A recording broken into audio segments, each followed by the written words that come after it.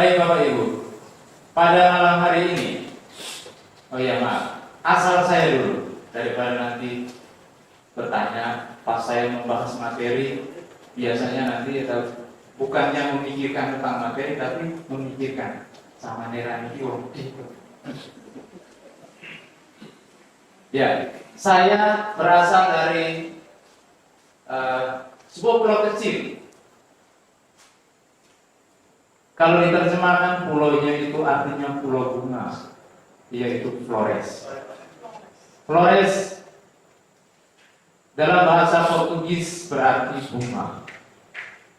Dan semoga bunga yang menghasilkan satu biji ini bisa bermanfaat untuk banyak orang. Saya kenal Buddhisme sekitar 12 tahun yang lalu.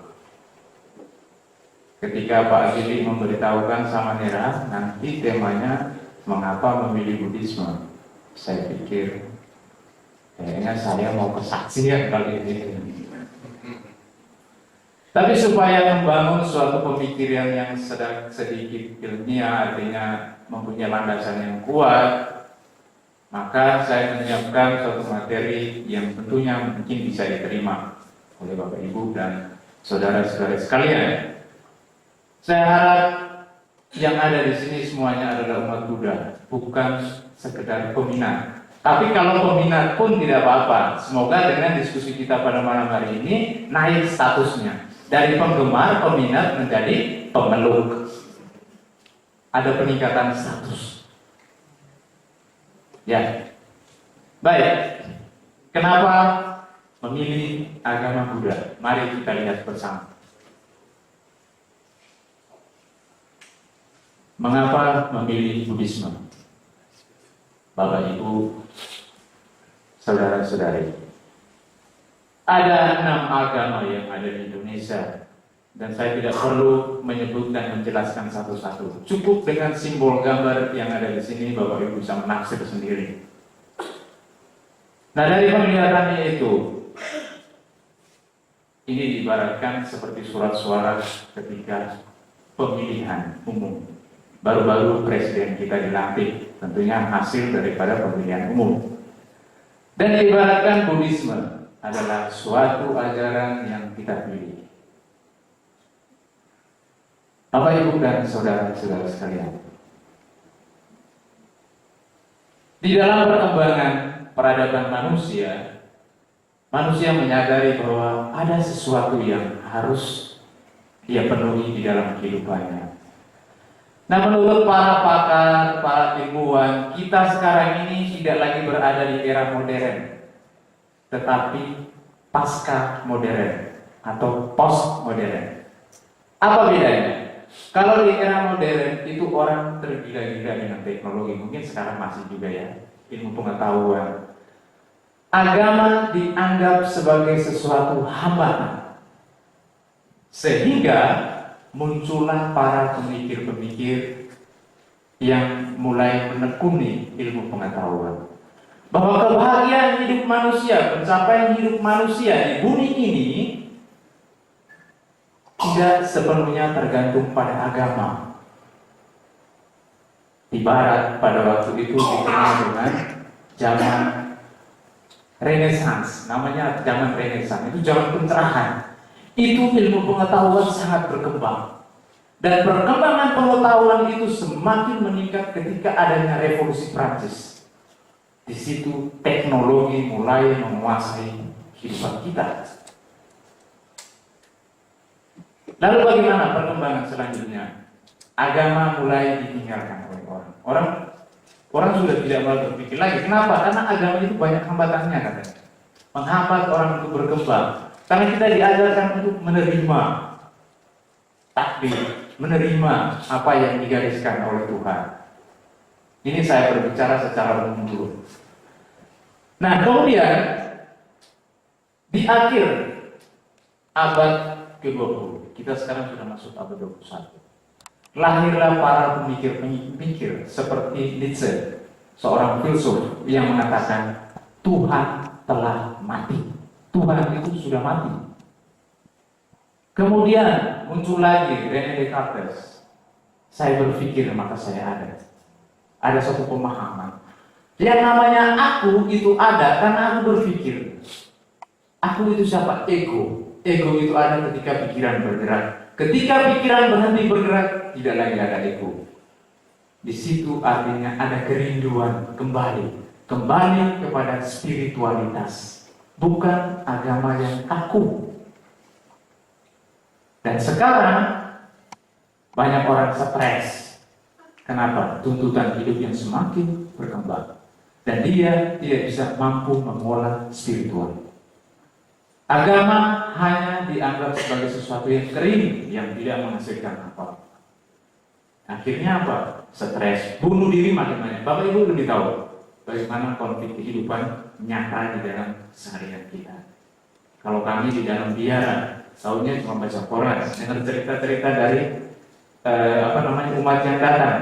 Berhubung kami adalah konselor dadakan, sehingga orang-orang yang datang membawa masalah. Di situ kami takut. Para perumah tangga akan datang dengan memberikan masalah.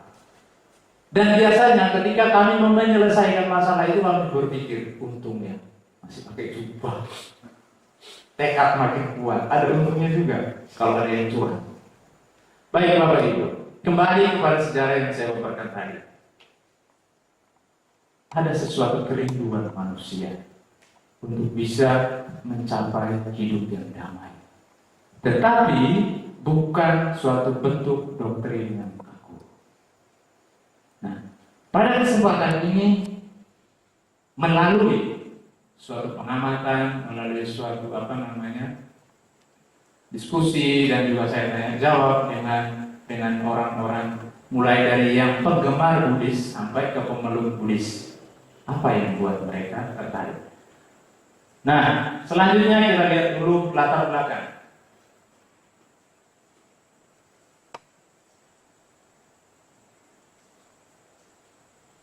Harapan manusia untuk hidup damai dan sejahtera, bebas dari gangguan. Baik, supaya lebih rileks, saya merasa kurang nyaman dulu. Terlalu tinggi. Jadi saya berdiri saja ya Bapak Ibu ya. Baik.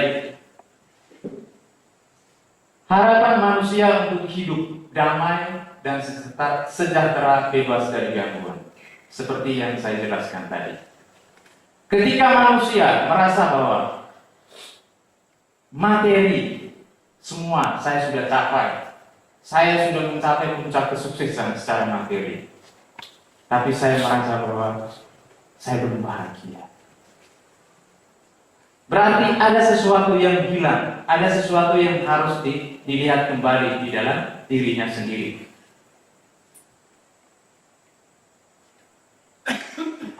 Yang kedua, adanya kekuatan lain di luar kemampuan manusia.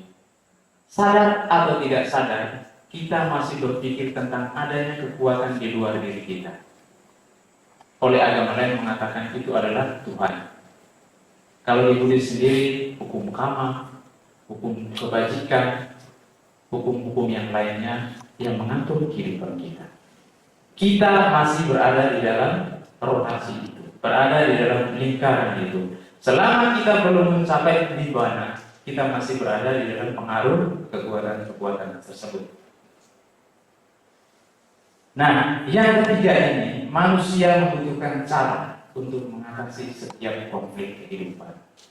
Dari permasalahan-permasalahan yang ada, pertanyaannya, bagaimanakah supaya saya bisa bahagia di dalam kehidupan saya sekarang? Itu yang menjadi landasan. Bagaimana supaya saya bisa bahagia di dalam kehidupan saya sekarang ini? Dan salah satunya adalah Buddhisme. Buddhisme sebagai salah satu jalan untuk mengatasi permasalahan yang ada. Bapak, Ibu, saudara-saudari sekalian, kerinduan manusia untuk bisa hidup bahagia, bisa mengatasi permasalahan, mengurangi stres, tidak hanya berpuja bakti, tidak hanya mengikuti agama hanya karena ikut-ikutan atau karena itu warisan leluhur, jadi saya mau ikut. maka belum masuk ke inti Buddhisme.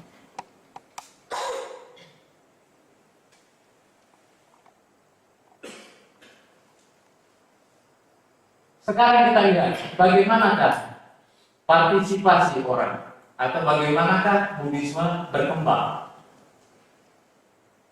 di Amerika Utara. Menurut American Religious Identification Survey menunjukkan bahwa dari tahun 1990 sampai 2000 perkembangan Buddhisme tumbuh hingga 170%. Sementara di Indonesia dikatakan Buddhisme, agama Buddha itu agama yang kuno, orang Melayu. Ini pertanyaan yang sering saya terima ketika ada umat yang mengatakan bagaimana sama dengan hal. Ada orang mengatakan Buddhisme itu agama yang kuno.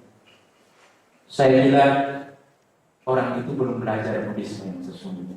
Yang dia tahu itu umat Buddha yang pasang bio terus ini tusuk begini di depan patung Buddha. Kalau seperti itu ya memang sudah kuno. Tetapi kalau dia masuk lebih jauh tentang Buddhisme, bukankah Albert Einstein pernah mengatakan, kalau saya dipaksa untuk beragama, saya akan memilih Buddhisme. Einstein, seorang ilmuwan sejati. Dan data menunjukkan bahwa sekarang di Barat itu sedang berkembang agama Buddha, ajaran Buddha, Buddhisme diterima di sana. Kenapa? Karena itu sesuai dengan kebutuhan mereka di sana. Sekarang kita lihat di Australia, menurut Bureau of Statistics, dalam kurun waktu tahun 1991 sampai 2006 perkembangan Buddhisme meningkat 109,6% dan berada pada urutan yang kedua setelah agama Kristen. Perkembangan Buddhisme di Australia jauh lebih cepat daripada di tempat lain. Dan di UK menurut Buddhist Organization, sebuah komunitas kecil namun sedang bertumbuh yang didukung oleh banyak peminat. Sebagian besar adalah orang-orang yang berbalik keyakinan, domba-domba yang tersesat di jalan yang benar, termasuk salah satu domba yang sedang berdiri di hadapan Bapak Ibu.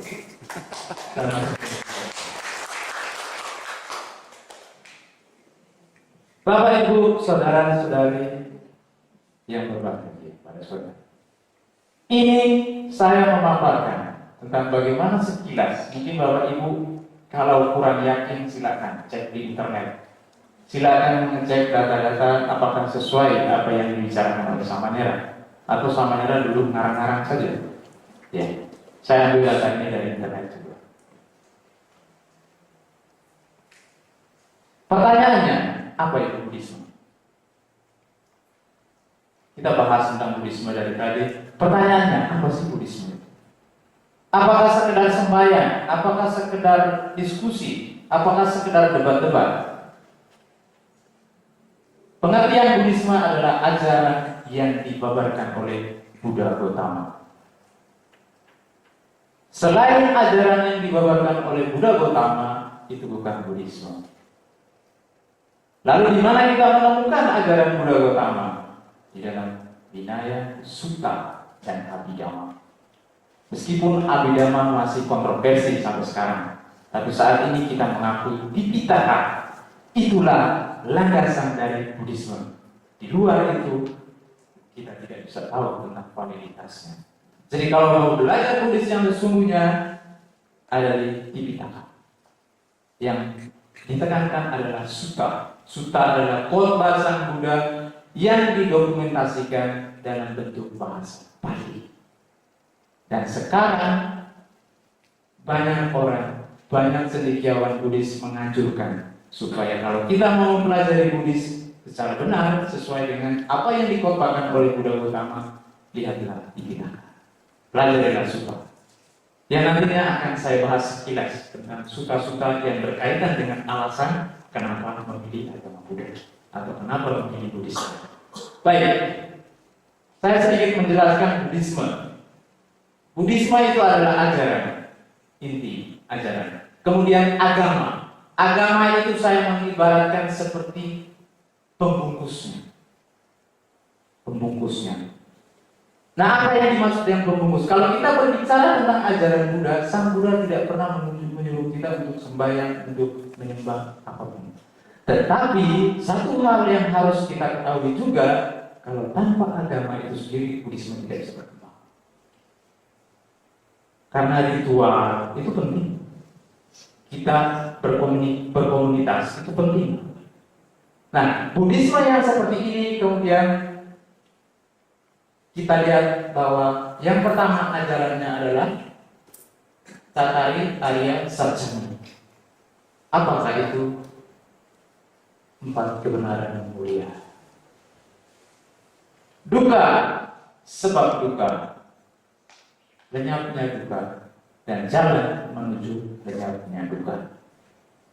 Ini adalah ajaran yang dikhotbahkan oleh Sang Buddha sendiri kepada 5 orang pertapa setelah beliau mencapai pencerahan. Kenapa ada 2 rusa di sana, saudara? Karena khotbah itu dilakukan di Taman Rusa Isipavana. Di situ ada jari-jarinya 8, itu artinya 8 ruas jalan atau 8 ruas bagaimana kita mencapai pembebasan atau nibbana.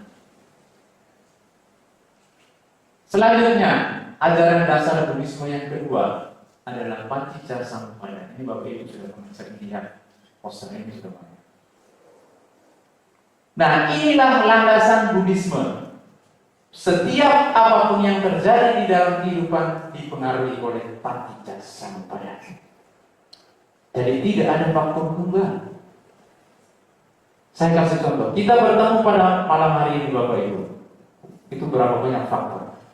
Apakah suatu miracle, suatu keajaiban, suatu mujizat yang datangnya dari langit, kemudian kita berkumpul?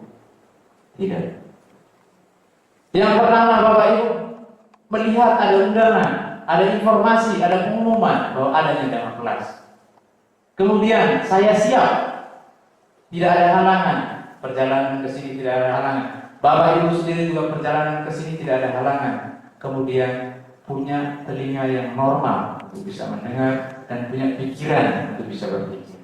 Banyak sekali faktor. Dan landasan itulah yang menjadi pemikiran Buddhisme, yaitu Paticca Samuppada. Apapun yang terjadi di dalam hidup ini dipengaruhi oleh banyak sekali faktor. Kama, hukum karma itu salah satu. Cenderungan kita umat Buddha itu kemudian menyamakan hukum karma dengan takdir yang tidak ada bedanya. Agama lain takdir tidak sesuai. Kalau saya hukum karma. Nah, setiap kali hal apapun yang dilakukan dianggap itu karena karma. Saya miskin, kenapa? Ya karena karma saya terima. Nah, itu nggak ada bedanya dengan takdir. Bapak Ibu masuk di jalur yang salah. Karma itu hanya salah satu faktor. Kalau kita tidak bekerja, bagaimana bisa kaya? Kalau tidak punya kemampuan untuk mengolah, tidak punya kemampuan untuk memanage, bagaimana bisa berkembang? Jadi banyak faktor yang terjadi di dalam kehidupan ini, di mana Sang Buddha mengabarkan Paticca Samuppada. Segala sesuatu yang terjadi itu karena sebab musabab yang saling berkaitan. Ini membantu kita untuk melakukan penilaian terhadap apapun yang terjadi. Kerja, peristiwa apapun yang terjadi di dalam hidup kita, kalau kita melihat sebagai suatu Paticca Samuppada, muncul kebijaksanaan. Oh iya, anak saya nakal itu bukan karena satu sebab, pasti banyak. Sudah Anda berpikir sebab-sebab lain sehingga anaknya susah diatur? Itulah Paticca Samuppada. Yang ketiga, karma dan punabhawa atau hukum karma dan kelahiran kembali. Nah, di dalam Buddhisme salah satu ajaran yang punya peran yang sangat kuat di dalam kehidupan kita adalah hukum karma dan kelahiran kembali. Tanpa adanya kelahiran kembali, hukum karma itu tidak berlaku, tidak bisa diterima. Kok bisa? Karena ada orang yang selama hidupnya ini dia sudah berbuat baik, tetapi kok selalu dicaci maki. Kalau kehidupan ini hanya satu kali, adilkah yang memberikan kehidupan? Saya sudah berbuat baik, saya sudah sumbang miliaran, tapi kok saya selalu dicaci maki, saya selalu difitnah. Nah, sementara Buddhisme melihat bahwa saat itu Anda difitnah karena perbuatan di kehidupan sebelumnya. Tetapi Bapak ini melakukan kebajikan yang sekarang, membantu wihara, menyokong para biku, para samana, itu belum berbuah. Kapan berbuahnya?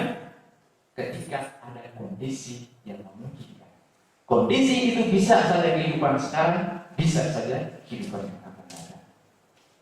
Banyak yang mengatakan bahwa kelahiran kembali itu kan Sang Buddha hanya mengadopsi dari ajaran Hindu yang memang sudah ada yang dikenal dengan reinkarnasi. Tetapi sebenarnya kalau kita merujuk lagi di dalam sutta, di dalam salah satu sutta di Majjhima Nikaya, di Bahaya Berawa Sutta, itu Sang Buddha menceritakan bagaimana beliau bisa memahami hukum karma ini. Jadi Bapak Ibu, Sang Buddha itu seorang ilmuwan sejati sebenarnya. Karena beliau tidak menerima wahyu yang diturunkan, tetapi beliau menganalisa sendiri. Di dalam Bahaya Berawa Sutta itu bagaimana Sang Buddha bisa memahami hukum karma? Yang pertama, pada saat beliau meditasi, di dalam tingkatan meditasi tertentu, beliau mampu mengingat kehidupan makhluk yang tak terbatas. Kehidupannya beliau sendiri. Itu pengetahuan pertama. Pengetahuan mampu mengingat kehidupan masa lalu. Yang kedua, itu mampu mengingat kehidupan makhluk-makhluk yang ada di alam semesta. Kenapa kok dia itu lahirnya tampan? Kenapa kok dia lahirnya kakinya sebelah tidak ada? Kenapa kok dia lahirnya mental juga cacat, fisik juga cacat? Kalau pertanyaan ini dulu sebelum saya kenal Buddhis, hanya ada satu jawaban yang saya terima. Itu kehendak Tuhan. Tetapi ketika membaca sutta itu, di situ Sang Buddha menjelaskan bahwa seorang makhluk dia bisa terlahir, contohnya dia bisa terlahir miskin dalam keluarganya, itu karena dia pelit, kehidupan susah untuk memberi. Kalaupun dia berbuat baik, itu pasti ada embel-embelnya, ada maunya. Bahasa populernya ada udang di balik batu. Maka di kelahiran yang sekarang dia memiliki masalah. Pada kelahirannya ini yang saya jelaskan. Nah, dan pengetahuan yang ketiga adalah pengetahuan bebas dari kekotoran batin. Ada 3 pengetahuan yang dimiliki oleh Sang Buddha. Yang utama, sebenarnya ada lagi, ada 6, tapi yang ini yang utama. Yang pertama, mampu mengingat kehidupan masa lalu, beliau sendiri mampu mengingat kehidupan makhluk-makhluk lain. Dengan beliau melihat peristiwa-peristiwa itu sendiri, beliau mengukuhkan bahwa manusia itu dipengaruhi oleh hukum karma, hukum perbuatan. Dan di dalam Anggutara Nikaya juga ketika Ratu Malika bertanya kepada Sang Buddha, Bante, kenapa kok perempuan itu ada yang miskin, terus mukanya jelek, tidak berpengaruh? Sudah miskin, tampang tidak ada, tidak punya pengaruh apa-apa. Bagaimana dia bisa survive? Sementara ada perempuan yang cantik, rupawan, kemudian kaya dan berpengaruh. Kalau kita bertanya tentang keadilan, di mana keadilan itu?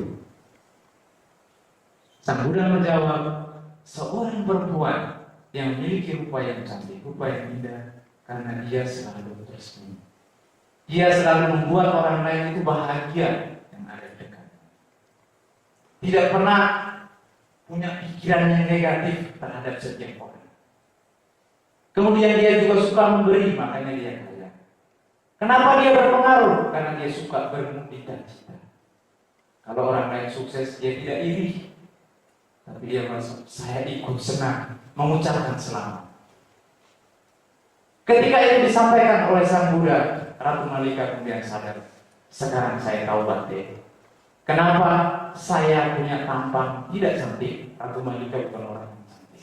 Walaupun beliau seorang ratu, tapi wajahnya tidak cantik, tidak enak dipandang. Tetapi beliau kaya raya dan punya pengaruh. Sekarang saya tahu Bante, karena di kehidupan lalu saya suka berdana, saya suka bermudicita, tetapi saya cenderung kadang susah untuk berekspresi. Senyum itu susah. Jadi mulai sekarang jangan suka mahal sebenarnya. Senyum saja, asal jangan senyum sendirian di jalan. Nanti ditangkap masuk rumah sakit jiwa.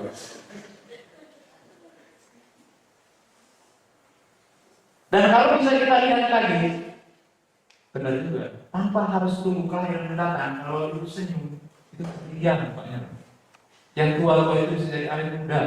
Kalau nggak percaya ambil kaca dan senyum di kaca. Kelihatan cantik, gampang kan?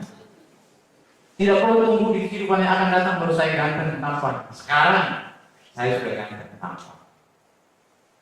Itu hukum karma. Dan yang terakhir dari apa yang kita sebut dengan Buddhisme, ada 4 dasar ajarannya itu, yaitu anicca, dukkha, anatta. Ini sangat populer sekali. Ini adalah hukum atau apa yang disebut dengan sifat karakter daripada kehidupan kita. Yang menarik itu adalah yang terakhir. Anicca kita tahu soal perubahan. Perubahan-perubahan itu kalau kita tidak lepas, kita tidak ikhlas, maka menunjukkan duka. Bukan perubahan itu yang menjadi duka, bukan perubahan itu yang menjadi penderitaan, tapi ketika kita menggenggam kuat-kuat, terhadap anaknya, istrinya, suaminya, ketika berpisah, di situ ada duka yang berkepanjangan. Dan yang terakhir itu anatta. Nah, anatta itu tidak ada inti yang tetap, tidak ada roh yang kekal yang akan berpindah ke surga untuk hidup abadi, tidak ada. Tidak ada roh yang abadi yang berpindah dari satu kelahiran ke kelahiran datang. Hanya kondisi yang menentukan. Kenapa kok saya bisa terlahir lagi kalau memang tidak ada roh sementara? Karena kita masih punya kemelekatan, kita masih punya keserakahan, kita masih punya moha yang tidak mau ditimpakan ini loh. Kalau dengar dhamma cekluk, nah itu dikuasai oleh moha. Selain moha ada kemelekatan. Ngomongin dhamma apa itu? Kalau sudah punya pikiran begitu, siap-siap nanti kehidupan mendatang. Tidak menjamin mau jadi apa. Yang jelas bukan orang yang punya pengetahuan. Karena kita menciptakan karma untuk tidak mau mendengar hal yang baik, menutup diri. Jadi apapun yang terjadi di dalam Buddhisme, maka tidak salah ketika Sang Buddha mengatakan bahwa aku adalah pemilik, pewaris dari perbuatanku sendiri. Karena kalau kita telusuri semuanya dari dalam kehidupan ini, penyebabnya adalah kita. Selanjutnya Bapak Ibu, ini saya membahas tentang ajaran Buddha untuk mengingatkan kita kembali apa sih Buddhisme itu. Buddhisme itu kemudian dalam perkembangan selanjutnya kita kenal dengan agama. Awalnya Buddhisme itu dikenal dengan the way of life, cara hidup. Tetapi kalau tidak adanya agama, kita tidak bisa menjamin Buddhisme itu bisa bertahan sampai sekarang. Maka selanjutnya adanya ritual. Jangan berpikir bahwa ritual itu kan tidak penting. Bahaya kalau mengeluarkan statement seperti itu. Orang sudah sampai bangun wihara suruh jalan ritual. Siapa yang isi di wihara? Nah, tinggal bagaimana kita memahami. Jangan sekedar berhenti pada ritual. Apa masalahnya? Kalau Bapak Ibu cuma tahunya sembahyang, baca parita, tidak dibekali dengan ilmu, gampang diseret kemana-mana. Akhirnya masuk di apa? Pandangan salah. Sesuatu yang tidak kekal dikatakan kekal. Kehidupan yang terus terjadi dikatakan hidupnya hanya satu kali saja. Kenapa? Karena Bapak Ibu hanya berpatok pada sembahyang. Ketika ada orang yang mengatakan, Buddhisme itu sudah kuno, sudah tidak sesuai dengan zamannya lagi, karena zamannya tidak kuat berpikir, apa iya ya? Kayaknya iya juga sih. Gampang, seret. Yang Bapak Ibu punya zamannya kuat, tidak mendidik anaknya, hanya karena apa? Buddhisme kan demokratis, bangga. Saya pernah bicara dengan, sebelum saya jadi Samanera, saya pernah diskusi dengan seorang tokoh yang sangat berpengaruh dalam Buddhis. Beliau sudah tua. Beliau mengatakan, Mas, saya itu di keluarga saya itu Pancasila, Mas. Oh ya?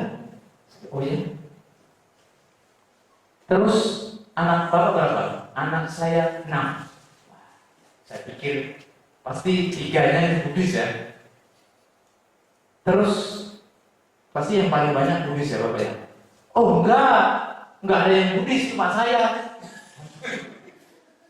Saya bilang, kok bangga ya Bapak? Ya bangga Mas, Pancasila. Istri Bapak? Istri saya juga Buddhis, sudah pindah. Kalau Bapak Buddhis sendiri? Iya. Nah, kejadian yang seperti ini, Bapak Ibu bisa bayangkan, kalau semua umat Buddha yang sudah merasa bahwa sudah tidak butuh lagi yang namanya peribadatan, sudah tidak mau lagi peduli dengan anaknya, tidak mau mengajarkan dhamma karena dirasai bahwa demokratis, maka Buddhisme susah untuk berkembang. Dan itu artinya kita mendukung lenyapnya dhamma dari kehidupan ini.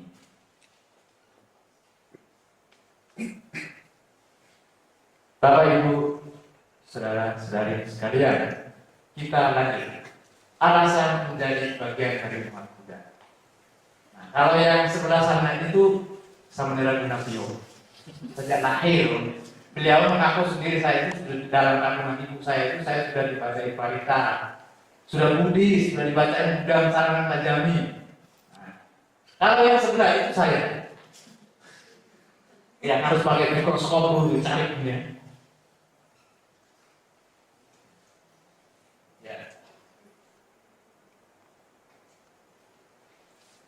Nah, alasan yang pertama, banyak misteri kehidupan yang terjawab melalui Buddhisme.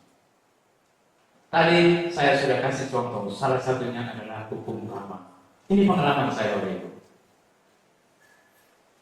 Saya sering mengunjungi panti asuhan yang ada di Semarang, di mana ada anak-anak mentalnya sudah cacat, fisiknya juga cacat, dan itu sejak lahir.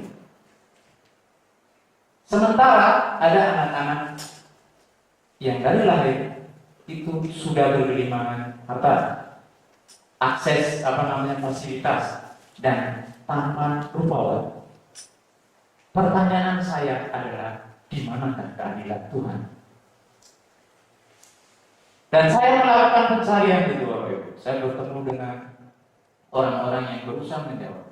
Saya pikir pertanyaan saya ini juga tidak membebaskan saya dari duka sebenarnya. Karena ini permainan pikiran saya sendiri. Tapi saat itu saya belum ngerti dhamma. Jadi pikiran tidak begitu. Kebijaksanaan belum ada yang muncul. Pemahaman belum ada yang muncul. Saya sampai dibawa bertemu dengan tokoh-tokoh agama yang saya ambil waktu itu. Para gembala waktu itu. Saya adalah domba ya. Saya digembala, tapi dombanya agak bandel sedikit. Dombanya agak nakal kan. Tetapi saya tidak menemukan suatu jawaban yang memberikan suatu penalaran yang bisa diterima. Walaupun saya sendiri belum bisa memahami hukum karma yang sesungguhnya. Karena Sang Buddha sendiri juga mengatakan, untuk memahami hukum karma secara detail, secara mendalam, itu hanya seorang Buddha. Tetapi bukan berarti kita tidak bisa memahami hukum karma. Kita bisa membuat logika yang seperti yang saya jelaskan tadi. Nah, jawaban yang saya terima itu adalah kehendak Tuhan. Itu tadi sudah saya sampaikan. Ketika saya bertemu dengan Buddhisme, ternyata di sana dibahas adanya hukum karma dan tumbal lahir atau punertono atau kelahiran kembali. Itu dalam bahasa Inggris dikatakan make sense, cocok. Kenapa? Kenapa seseorang ini bisa lahir dengan cacat mental fisik? Ya karena di kehidupan yang lalu dia pernah melakukan perbuatan yang menyakiti makhluk lain. Kemudian dia suka minum alkohol. Nah, bagi yang suka minum alkohol itu hati-hati. Nanti kalau kelahiran mendatang bisa jadi tidak waras. Ada gangguan mental, kesadarannya. Nah, kejahatan-kejahatan yang dilakukan pada kehidupan lalu ini ketika dia terlahir sekarang menjadi orang yang menderita, itu bukan salah siapa-siapa. Ketika saya memahami itu Bapak Ibu, saya menitikkan air mata. Saya merasa bahwa ada yang ajaran yang berbeda. Karena waktu saya SD sampai SMP sampai SMA dikatakan agama Buddha itu agama kuno, itu sudah didoktrin saya. Agama Buddha itu agama yang kuno. Kenapa? Sembahyang di patung. Tapi saya tidak tahu perjalanan hidup. Ketika saya masuk tinggal di Semarang, ada hal-hal seperti itu yang kemudian mengangkat saya untuk memahami hukum karma. Dan itu sesuai bagi saya. Yang kedua, segala sesuatu memiliki sebab akibat yang berkaitan dan tidak ada sebab tunggal. Ketika melakukan sesuatu, biasanya orang kemudian berpikir, ya inilah sudah kehendak Tuhan, mau bagaimana lagi? Ini sudah takdir saya. Atau kemudian mempersalahkan pihak lain di luar diri kita. Padahal kalau kita lihat di situ segala sesuatu memiliki sebab akibat yang berkaitan dan tidak ada sebab tunggal. Ini adalah salah satu alasan kenapa teman saya sendiri pun menjadi seorang Buddhis yang taat sampai sekarang. Jadi waktu itu semangat awal saya ketika saya menjadi Buddhis, saya punya keinginan berusaha untuk membudiskan orang sebanyak-banyaknya. Jadi saat itu benar Bapak Ibu, saya sudah merasa bahwa saya seorang Buddhis, I'm Buddhis, dan saya berharap supaya orang lain juga ikut seperti saya. Karena itu umur masih muda, umur 19, 20-an tahun ya, 1 tahun itu kan masih idealis sekali. Dan banyak juga yang ternyata terseret. Dan terseretnya itu Bapak Ibu bukan hanya mereka sendiri. Teman saya itu akhirnya pulang, bapaknya juga dibudiskan, kakaknya sampai ipar-iparnya juga akhirnya sekarang menjadi Buddhis semua. Kenapa? Karena dua hal ini make sense, cocok dan bisa diterima. Kalau sudah berpikir dengan seperti ini, kita tidak akan lagi mempersalahkan lebih dalam. Kalau kita menderita karena suatu kejadian, kita tidak akan terlalu jauh. Inilah, kalau kita benar-benar memahami Buddhis di dalam praktek kehidupan sehari-hari, tidak ada konflik batin yang berarti. Menderita, iya, tapi sebentar, tidak menderita. Marah dengan orang, iya. Marah dengan situasi, iya, tapi tidak lama-lama. Kenapa? Karena kita ingat segala sesuatu memiliki sebab akibat yang berkaitan. Dan yang ketiga, ini selaras dengan ilmu pengetahuan modern. Ini yang menarik Bapak Ibu. Pada zaman sebelum saya menceritakan sedikit sejarah peradaban di Eropa pada waktu itu, di mana gereja mempunyai kuasa yang sangat kuat. Artinya, segala sesuatu yang terjadi itu di bawah otoritas gereja. Waktu itu adalah gereja Katolik Roma yang sekarang masih memiliki kekuasaan yang ada di Vatikan. Pada waktu itu dikatakan bahwa bumi ini datar. Dan siapapun yang mengatakan kalau bumi ini tidak datar, pasti akan dibakar, dibunuh. Dan salah satunya adalah seorang pastor, namanya Pater Bruno. Pater Bruno itu kemudian dibakar, hidup-hidup dibakar. Kenapa? Karena beliau mengatakan bumi ini tidak datar. Bumi ini sebenarnya tanpa batas. Bahkan dia mengatakan bahwa sebenarnya bumi ini bulat. Tapi beliau belum melakukan suatu penjelasan secara ilmiah karena beliau adalah seorang pastor. Selanjutnya adalah Kopernikus. Kopernikus dengan tegas melalui penelitian beliau mengatakan bumi ini bulat. Dihukum juga Bapak Ibu. Kenapa? Karena ajarannya, penemuannya bertentangan dengan doktrin yang sudah baku. Lalu sekarang kita bertanya, apakah bumi ini datar? Bulat. Sang Buddha sudah mengatakan bahwa kehidupan di alam semesta ini tidak hanya satu. Ada telah terhitung tata surya yang ada di semesta ini. Dan bagaimana dengan ilmu pengetahuan sekarang Bapak Ibu? Sekarang ilmuwan sudah menemukan banyak sekali planet-planet. Bagaimana dengan sikap Buddhis? Saya sempat ditanya, bagaimana dengan sikap Buddhis? Kalau Buddhis itu hanya menunggu, kami akan mengatakan, udah ngomong gitu, kalian sih nggak percaya. Tapi kalau agama lain, agak sedikit, gelisah, bingung, bagaimana ya? Apalagi penguasa-penguasa yang mengukuhkan doktrin, agak kelagapan. Apalagi dikatakan bahwa yang hidup makhluk manusia itu tidak hanya ada di bumi, ada di semesta yang lain, itu masih ada.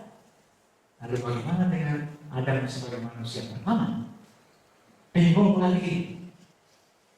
Kalau Buddhis bagaimana? Sang Buddha sudah bilang, tak terhitung tata surya dan makhluk-makhluk seperti ini banyak.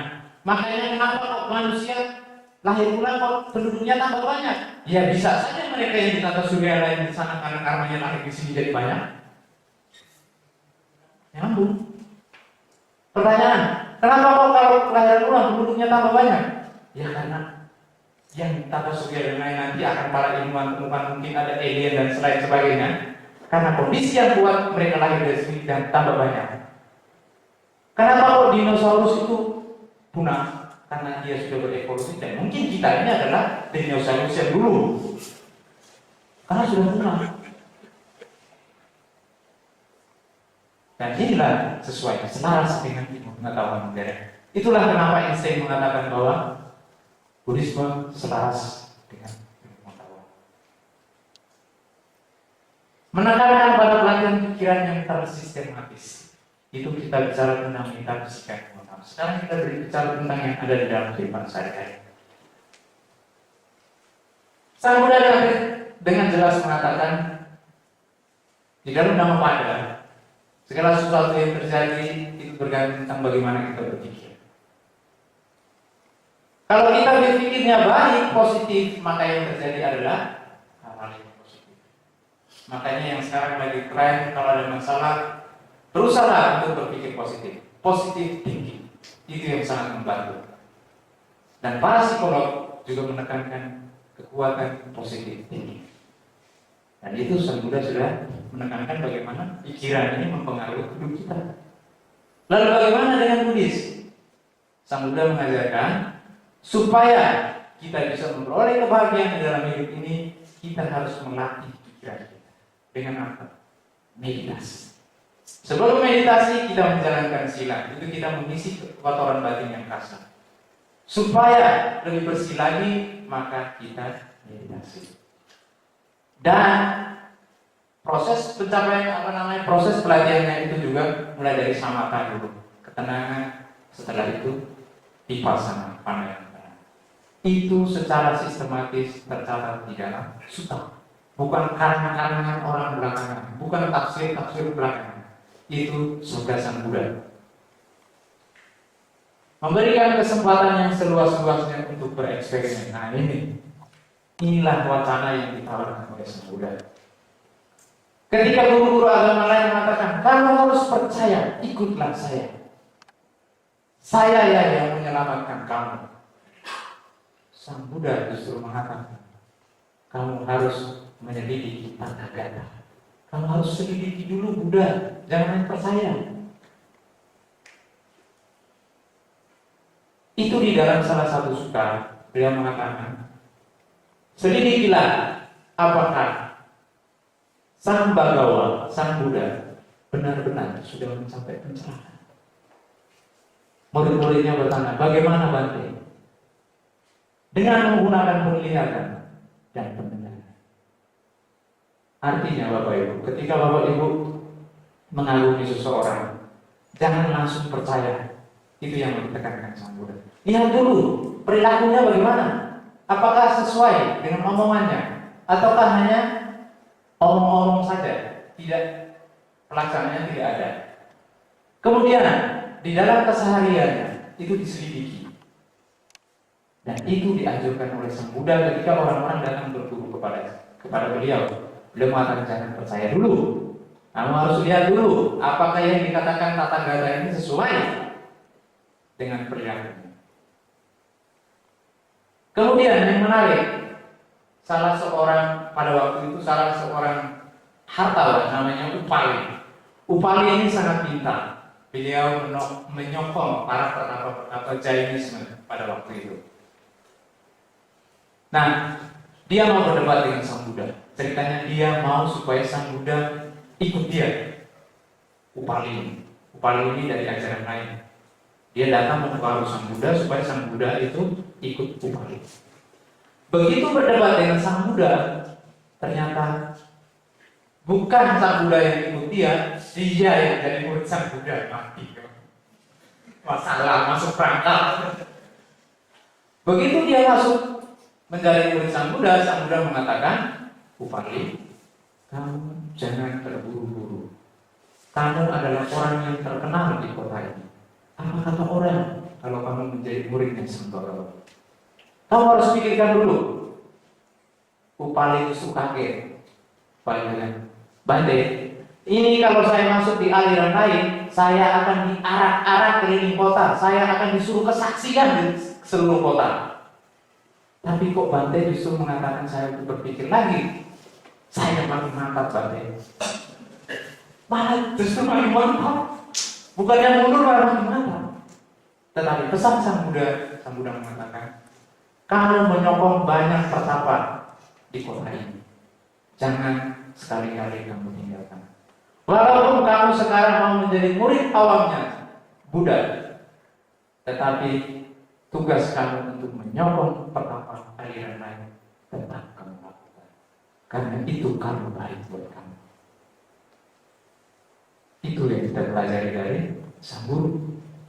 Memberikan kesempatan seluas-luasnya bereksperimen. Itu mencari tahu lebih dalam.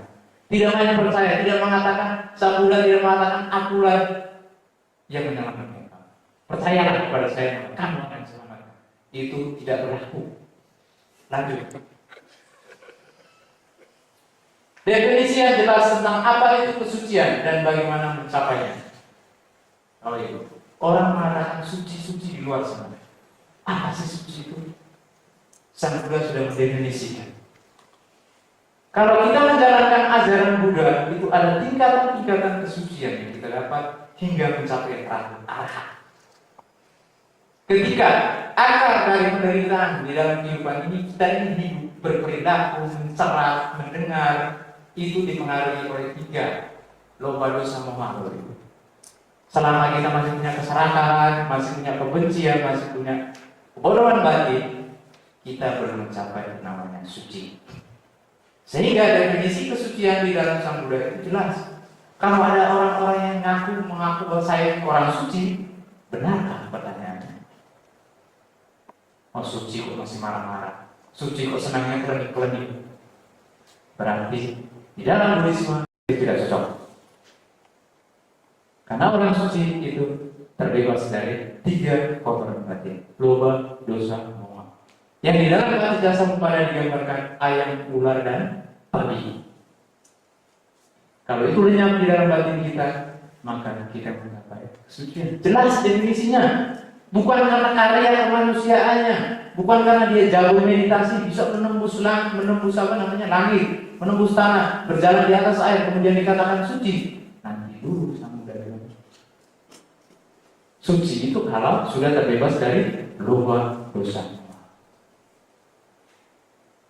Bagaimana dia bisa dikatakan suci? Oh istrinya 1, maunya tambah lagi. itu penuh suci, penuh cocok dalam tulisnya. Ajaran yang menekankan melihat ke dalam diri baru keluar. Bapak Ibu, apa yang kita lakukan, bagaimana respon kita terhadap lingkungan, Sang Buddha mengajarkan supaya lihat dulu ke batin. Karena kenapa?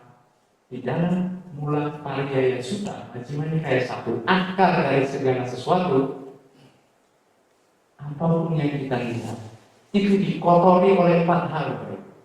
Lalu sekarang melihat saya, mendengar saya, itu juga bukan yang sebenarnya. Sudah dikotori oleh 4 hal yang dinamakan sanya vipallasa. Apa itu? Menganggap sesuatu yang tidak indah menjadi indah. Subha, asubha menjadi subha. Menganggap sesuatu yang tidak menyenangkan sangat menyenangkan. Menganggap sesuatu yang tanpa aku ada aku tidak. Ini persepsi pertama, tahap pertama. Tahap keduanya namanya konsepsi. Itu memasuki dikotori oleh 3 lagi. Apa itu? Tanha, nafsu keinginan, diti, pandangan, dan yang ketiga ini mana. Mana itu menganggap bahwa oh, orang itu lebih hebat dari saya. Oh, saya lebih hebat dari dia. Itu mana. Ketika kita mendengar tanpa kesadaran itu tidak dikonsepsikan itu, maka ketika kita bertindak dianjurkan supaya lihat ke dalam hati sebelum menjudge. Itu dibabarkan oleh Sang Buddha. Ada ilmu psikologinya. Jadi kalau kita mempelajari tulis secara mendalam, kita tidak butuh lagi psikolog, psikiater dulu. Tinggal mau atau tidak kita belajar ajaran Buddha yang sesungguhnya. Menitik beratkan pada pembebasan dari duka secara psikologis.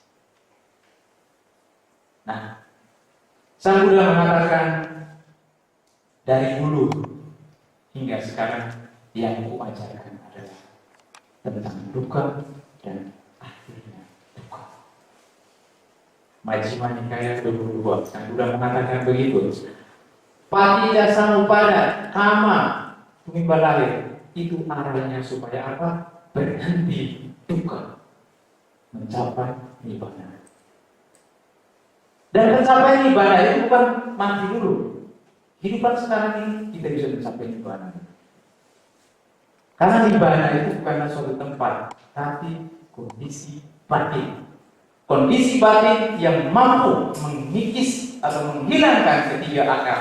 Lo baru semua bulan nibbana. Dan nibbana itu sekarang.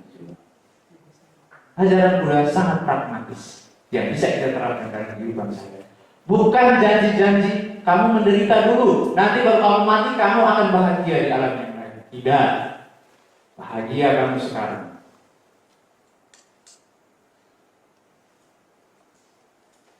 Salah satu acuan untuk memahami ajaran spiritual lain ini menarik banget.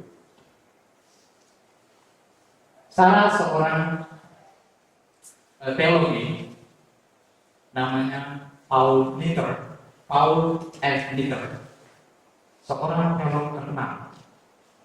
Beliau mengeluarkan sebuah buku yang bestseller, judulnya I Could Not Be a Christian Without Buddha. Saya tidak akan menjadi seorang Kristen yang sejati tanpa bantuan Buddha. Salah satu acuan untuk memahami ajaran Buddha. Anthony de Mello, seorang pastor Jesuit yang menulis buku tentang doa sangkala. Kalau Bapak Ibu belajar, sangat kental dengan Buddhisme. Saya pertama kali membaca bukunya Anthony de Mello tentang judulnya Cinta Tanpa Syarat. Saya tidak mengerti bahwa itu. Ini dia bahas tentang keserakahan atau melengkapan. Ini apa-apaan? Buku itu saya simpan dulu. Setelah saya mengenal Buddhis, saya mempelajari Buddhis, saya baca ulang lagi buku itu, baru nyambung. Oh iya, Ternyata dari sini. Dan pengalaman saya ketika mengikuti Vipassana, saya tidak tahu mengikuti Vipassana sebulan, karena itu dilarang bicara, hanya meditasi. Meditasi yang jalannya terus pelan-pelan selama 1 bulan ya. Kalau orang yang tidak kuat maka stres. Cara pelan-pelan. Ketika saya sendirian yang muncul Bapak itu ayat-ayat Injil semua. Yang muncul ayat-ayat Injil semua. Itu kalau saya tidak menyadari realita, saya akan mengatakan Tuhan sedang berkarya di dalam hidup saya sendiri. Nah, saat itu muncul ayat-ayat itu kemudian yang menarik ada tafsiran bukan. Dan selalu saya ingat dari ketika ada kunjungan para pendeta muda, para calon pastor, para suster datang ke Mendur, biasanya pendetanya suruh kata Tio, tolong diterima. Karena saya punya sejarah yang sama dengan para tamu yang datang. Jadi di situ saya bisa mengatakan bahwa ada satu ayat ketika Tuhan Yesus mengatakan sangat sulit seorang kaya masuk surga. Lebih susah seekor unta memasuki lubang jarum. Gimana cara menafsirkannya? Unta yang sebesar itu masuk lubang kecil ini gampang dibandingkan orang kaya masuk surga. Aduh. Dari dulu saya tidak mengerti. Pasti pasangan Bapak Ibu. Oh iya. Yang dimaksudkan dengan Yesus itu bukan kekayaan materi, tetapi kita kaya dengan kesabaran. Kita mau ini, mau. Benci sana, benci sini. Kekotoran batin itu kita lekat di dalam batin kita.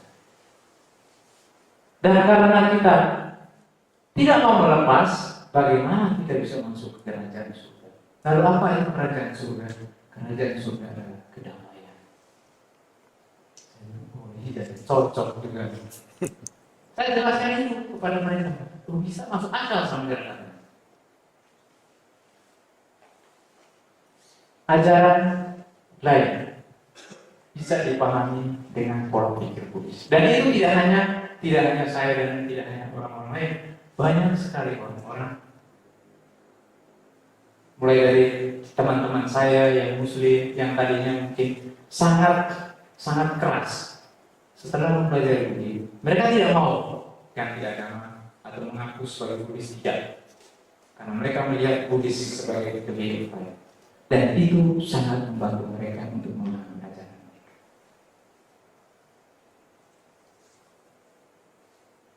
Dari ketika ada orang datang ke Mendur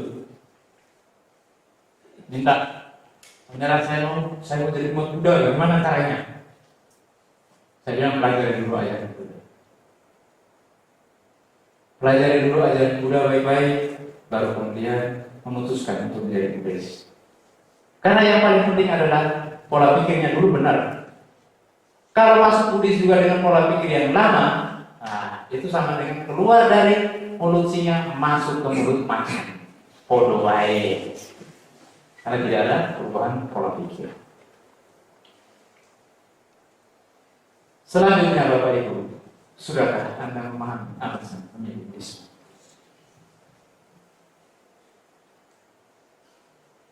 Inilah yang bisa saya uraikan di dalam Dhamma Kelas pada malam hari ini.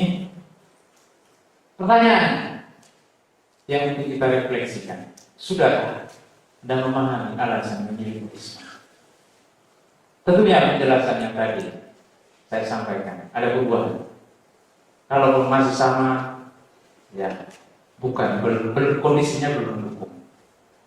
Baik, ini yang bisa saya sampaikan. Selanjutnya, kesempatan kepada Bapak Ibu untuk memberikan pertanyaan atau mungkin menyanggah, wah tidak benar sama alasan seperti itu. Kalau menurut saya begini, silakan. Ini forumnya adalah kita diskusi. Selanjutnya saya kembalikan kepada sang moderator sekaligus MC malam hari ini.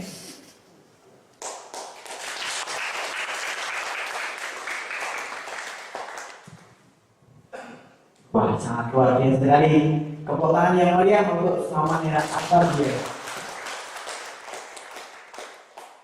Terima kasih kepada Samanera Tapio. Selanjutnya kita kesempatan untuk kepada Bapak Ibu Saudara teman untuk bertanya, untuk mengajukan pertanyaan, mungkin ada unek-unek atau apapun, silakan langsung menuju ke medium telah disediakan. Sebutkan nama dan langsung pertanyaan. Silakan.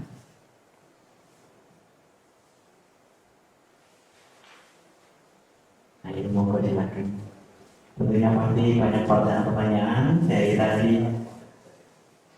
Samanera Tapio menjelaskan begitu jelas, begitu gamblang. Tentunya akan muncul pertanyaan, kok bisa begini? Kok bisa begini tadinya? Silakan. Ayo yang muda-muda mungkin mengawali dulu.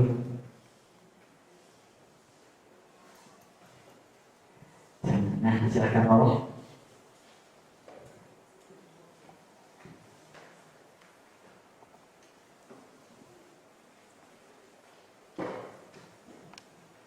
Selamat malam.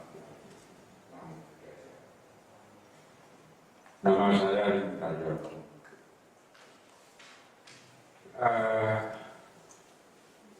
Apakah ada ringkasan daripada apa yang telah disampaikan atau dipaparkan secara jelas oleh Samanera tadi, tapi dirangkai menjadi sebuah kalimat pendek saja, kalau mungkin, sehingga kalau kita sebagai umat Buddha ini menjawab pertanyaan dari luar, ini akan lebih gampang dipahami oleh si penanya. Begitu, terima kasih. Langsung dijawab atau ada satu lagi sebelum pertanyaan dijawab oleh Samanera? Kalau belum ada, kita langsung dijawab. Baik, yang dimaksudkan dengan ringkasan dari ringkasan dari Korea sehingga bisa menjadi satu kalimat pendek yang gampang dimengerti. Sepertinya begini, salah satu contoh dari maaf. Kalau orang lain ditanya, kamu beragama mengikuti agama itu tujuan apa? Kalau saya mati masuk surga. Maaf. Kan beragama Buddha, ini sebetulnya apa sih? Landasanmu atau yang kamu cari atau yang kamu harapkan, tetapi paparan ini tadi kami bisa menerima secara keseluruhan. Hanya kita untuk menjelaskan terlalu banyak hal kepada orang lain ini kan orang lain kesulitan. baik. Apa yang dicari di dalam hidup ini? Kenapa alasan beragama? Pasti setiap orang itu punya alasan sendiri-sendiri, punya motivasi sendiri-sendiri. Ada yang beragama mungkin karena menyesuaikan dengan pasangannya. Ini biasanya mau nikah karena pasangannya lebih kuat agamanya. Nah, yang Buddhis ini biasanya sok ngalah aja lah, nggak apa-apa lah. Nah, kalau ditanya alasan kenapa orang beragama, yaitu karena semua orang ingin bahagia. Dan di dalam Buddhisme kebahagiaan itu diperoleh saat ini. Kalau ditanya kenapa Anda beragama Buddha, karena saya mau bahagia. Dan saya mau bahagianya bahagia sekarang, saat ini. Bukan bahagia setelah mati. Dan terus kenapa lagi saudara mau beragama Buddha? Ya karena agama Buddha itu yang cocok dengan saya. Contohnya seperti apa? karena ajaran yang mengajarkan secara gamblang tentang bagaimana supaya saya bahagia. Apa itu? Dan kita akan menjadi seorang narasumber yang sangat menarik. Itu pengalaman saya, Om. Baru-baru ini, ya, kalau di Mendut itu sudah sekitar berapa? Kalau tidak salah 4 pasang orang yang bukan Buddhis dari Belanda, dari Amerika, dari Inggris. Yang terakhir dari India, tetapi tinggalnya di Inggris. Nah, saya bertanya kepada mereka, kenapa mereka memutuskan, mereka ini agamanya lain-lain semua dulu. Jadi suaminya itu Yahudi, istrinya Katolik. Tetapi minta keberkahannya Buddhis. Yang satunya Hindu, kemudian istrinya Kristen, minta suruh saya berkah kasih pengarahan ala Buddhis. Oh iya, saya siap, saya bilang. Kemudian yang dari Belanda juga sama, minta supaya saya memberikan pengarahan tentang upacara Buddhis, diberkati juga pakai ala Buddhis. Saya kemudian biasanya saya bertanya kepada mereka, kenapa kok kamu pilih Buddhis? Kenapa kok kamu minta supaya di-Buddhiskan? Karena ajaran Buddhis, ajaran Buddha itu yang cocok pada zaman sekarang. Contohnya apa? Sekarang ini kita tidak bisa pungkiri, masalah yang kita hadapi sekarang adalah stres, depresi. Dan agama mana sih yang bisa membantu kita supaya keluar dari stres dengan suatu metode yang sangat jelas, yaitu ada di Buddhisme dengan meditasi. Oh iya. Dan mereka itu sampai sekarang juga masih sering kontak juga via email. Dan mereka bertanya lebih banyak tentang Buddhisme. Dan di situ saya menjelaskan seperti yang saya jelaskan tadi. Nah, salahnya apa? Apa yang mereka kurang jelas? Itu yang tidak jelas. Artinya tergantung dari masalahnya mereka. Masalahnya mereka apa? Kalau mereka bingung, kalau mereka hanya alasan kita menjadi agama Buddha, ya seperti tadi. Penyakit yang sekarang dihadapi orang modern, orang sekarang ini adalah stres, frustasi. Banyak orang bunuh diri karena tidak bisa menerima kenyataan hidup. Dan salah satu ajaran yang bisa mengajarkan kita untuk bebas dari stres itu adalah Buddhisme. Dan itu mereka akan lebih tertarik. Oh iya, kalau yang serius itu akan terus terima.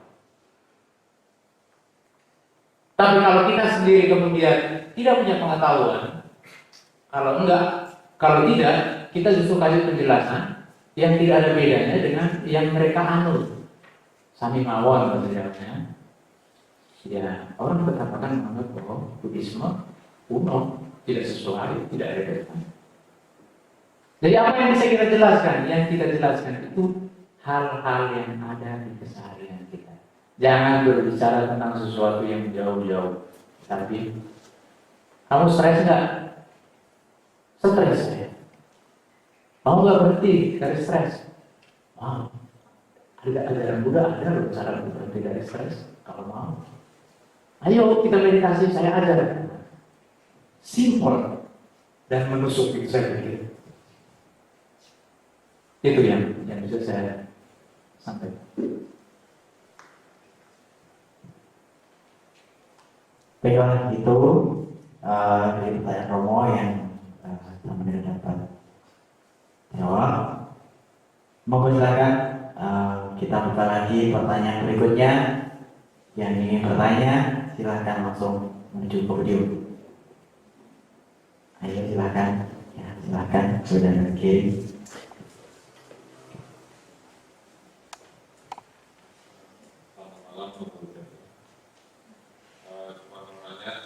Bagi saya dan mungkin bagi saya, cara hidup Buddhis itu yang baik. Tapi bagaimana caranya buat kita yang menganggap Buddhis itu jalan cara yang terbaik itu menjelaskan ke orang tanpa terkesan angkuh. Karena bagi kita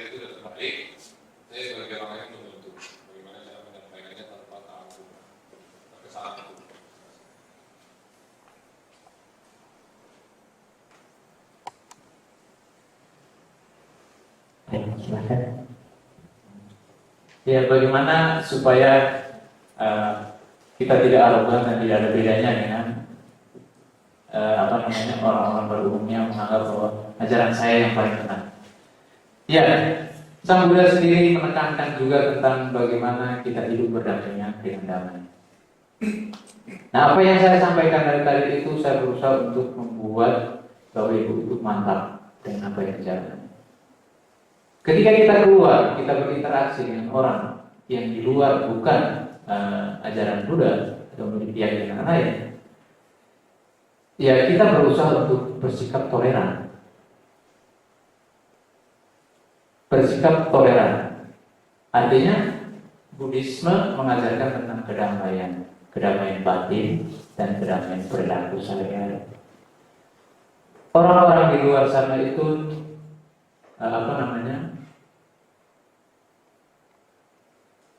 lebih peka ketika melihat tingkah laku kita yang tenang, yang damai dalam keseharian kita, tanpa kita memberikan suatu penjelasan yang mendetail, itu mereka sudah melihat bahwa Buddhisme itu mengajarkan tentang kedamaian.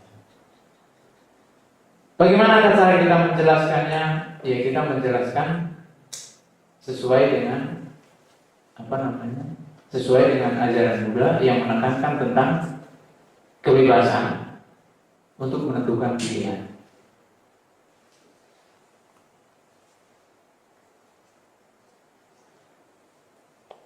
Sang Buddha menghargai perbedaan itu sendiri. Yang ditekankan adalah bagaimana kita hidup damai, hidup seimbang, dan tidak perlu memaksakan orang lain untuk memilih agama kita atau ajaran kita. Karena kalau kita memaksakan orang lain untuk pilih agama kita, ikut ajaran kita, ternyata dia crash sama keluarganya, itu juga tidak baik. Awal-awal dulu, seperti yang saya ceritakan tadi, saya berusaha terkesan supaya membudiskan orang lain. Semua orang saya ceramai maunya Buddhis paling bagus. Tetapi setelah mempelajari ajaran Buddha, dari Samanera, kemudian mempelajari Sutta-Sutta dengan ceramah, ternyata Sang Buddha tidak begitu arogan. Berarti apa? Ada yang salah di dalam diri saya. Sehingga kita tidak perlu memaksakan orang lain, tetapi kita hanya perlu menyampaikan apa yang menjadi pertanyaan mereka. Kalau mereka tanya tentang tentang konsep karma, konsep apapun, ya kita jelaskan. Tidak perlu memaksa, saya bilang. Gitu ya. Tidak ada paksaan apa. Atau ada tanggapan?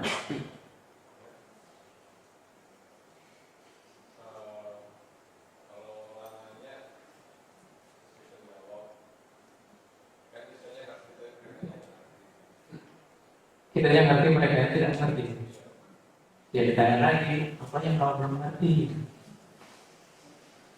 Kalau orangnya cuma sekedar tanya saja, ya sudah biarkan saja. Kita bisa lihat kok mana orang yang serius atau mana orang yang hanya sekedar tahu.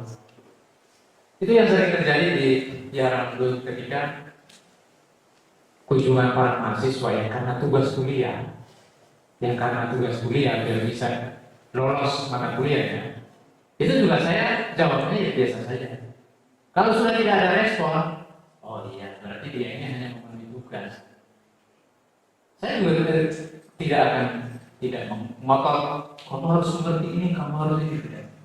Tidak ada tanggapan. Dia tanya tentang bagaimana konsep ketuhanan dalam Buddhis, itu wajib itu di mana-mana ditanya. Itu pasti itu aturan nomor 1 itu berkata. Jelaskan, tidak ada respon, oh sudah. Paling 5 menit, 10 menit selesai. Tetapi ada yang dia kejar terus itu. Dia kejar mencari tahu. Dan itu yang menarik bagi saya. Artinya kita memberikan penjelasan sesuai dengan kapasitas orang itu.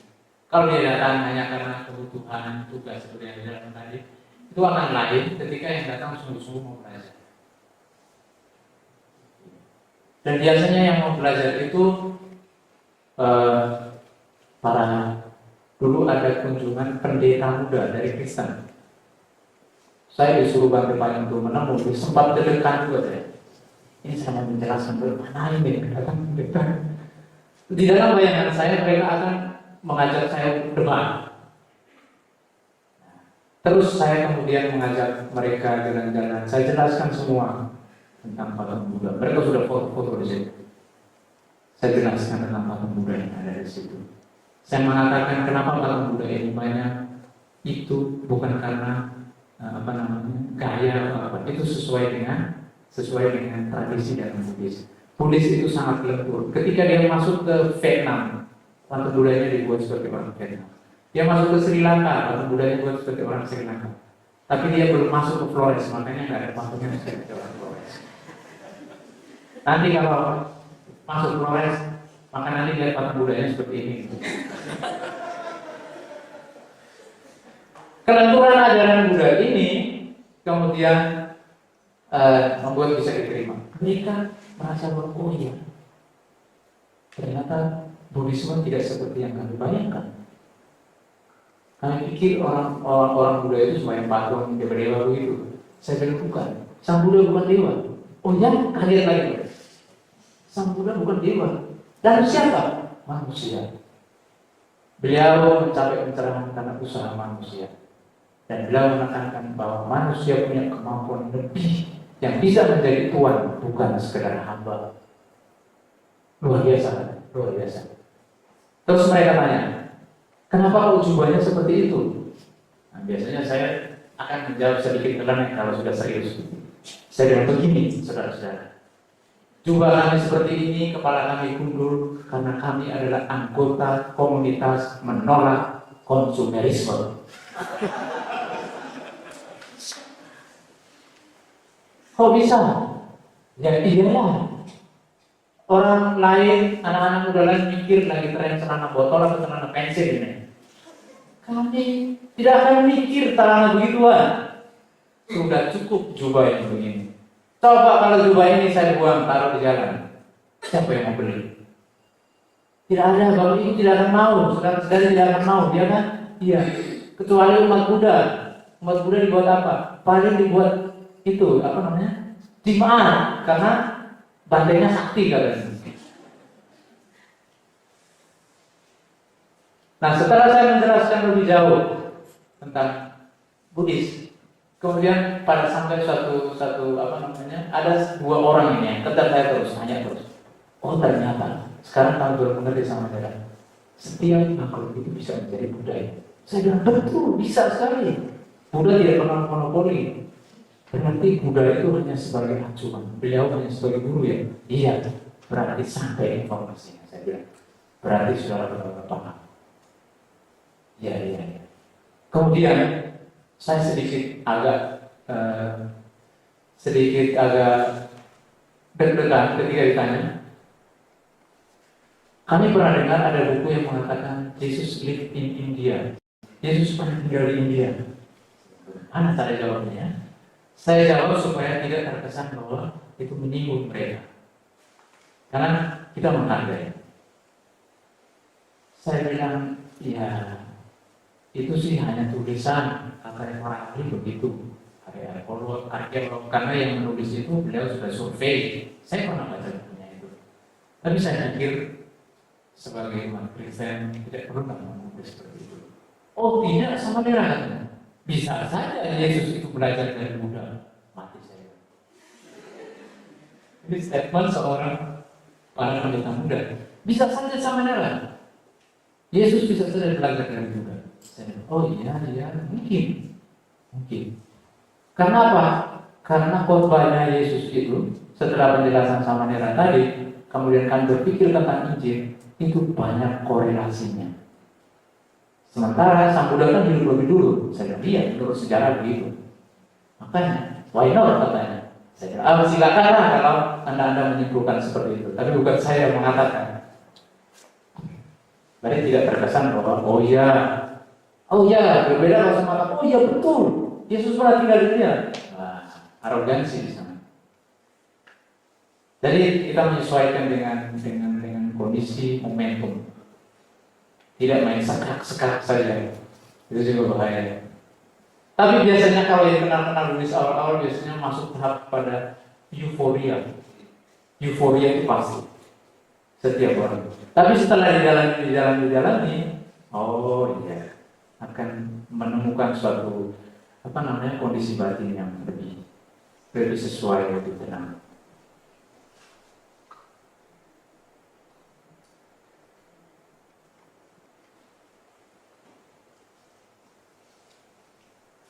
Dan baru-baru ini juga banyak sekali mahasiswa yang baru dari Sanata Dharma, itu yang banyak.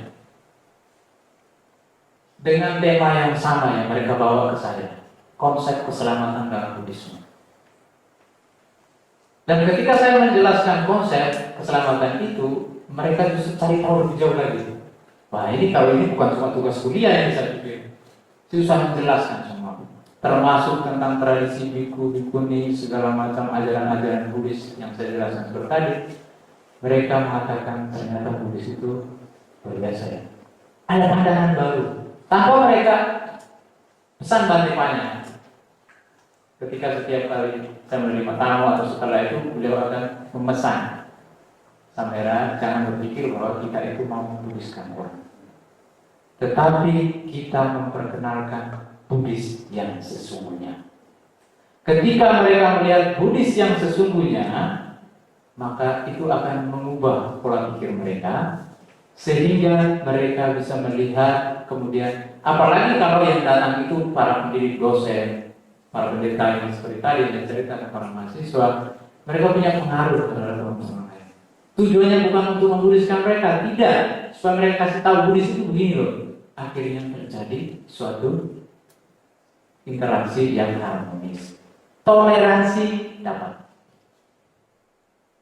Dari pengalaman seperti yang saya alami ketika saya mulai dari kecil untuk besar di doktrin bahwa Buddhis itu agama kuno, agama menyembah berhala, itu mulai akan berkurang, mulai menurun. Dan tugas yang selama ini kami jalankan itu seperti itu. Ketika orang-orang datang dari berbagai elemen datang ke wihara Mendut, maka kami menjelaskan bahwa Buddhisme itu seperti ini, dengan tujuan bukan untuk membudiskan orang lain. Lalu bagaimana kalau mereka mau menjadi umat Buddha? Kita akan mengatakan berpikir lagi. Kalau tetap saja, ya kita terima sebagai bagian dari keluarga Buddhis. Saya pikir itu yang bisa saya sampaikan. Mohon maaf kalau saya bicaranya sedikit bersemangat. Biar tidak ngantuk juga dia. Justru itu kemudian kalau tidak bersemangat nanti yang ini ngantuk semua. Baiklah, tadi sudah dijelaskan oleh Samanera dari saudara Jerry yang bertanya mengenai penjelasan mungkin kebenaran Buddhisme. Mungkin saudara Jerry kadang mungkin menjelaskan kepada teman-temannya mungkin kelihatan kamu banget kelihatannya begitu. Jadi mungkin yang jawaban Samanera bisa diterima dengan baik. Baiklah, mungkin masih ada waktu sekitar 7 menit, 8 menit. Silakan yang mau bertanya lagi. Ayo silakan. Jangan malu-malu. Yang malu adalah yang tidak mau bertanya. Saya mau tanya yang pertama itu, jadi saya pernah belajar tentang saya itu tidak bisa menerima ajaran dari dua Buddha. Jadi satu saya hanya bisa menerima ajaran satu Buddha. Saya ingin tanya, misalnya kan katanya ajaran Buddha yang berikutnya akan muncul setelah ajaran Buddha yang sebelumnya punah. Nah, kapan Buddha yang baru itu akan tahu ajaran bahwa ajaran itu punah dan sehingga dia harus mencapai kesalahan itu. Kemudian yang kedua, kan kita sering mengenalkan bahwa di Injil atau di Al-Quran dan sebagainya itu ada kisah-kisah mukjizat tentang misalnya yang paling gampang itu mengubah air menjadi anggur, kemudian yang menghidupkan orang mati, atau dari batang kayu yang mati itu bisa tumbuh satu tumbuhan baru gitu. Itu bagaimana cara Buddhisme itu melihat mukjizat itu. Kemudian yang ketiga itu kan tadi sebenarnya ada menjelaskan tentang mengapa memilih Buddhisme. Sedangkan saya ingin tanya alasan khusus mengapa Samanera itu dari yang umat Buddhis menjadi memilih untuk belajar menjadi Samanera dan nanti akhirnya beribadah. Terima kasih. Namanya siapa tadi? Nama saya Isa. Sekarang keyakinannya apa?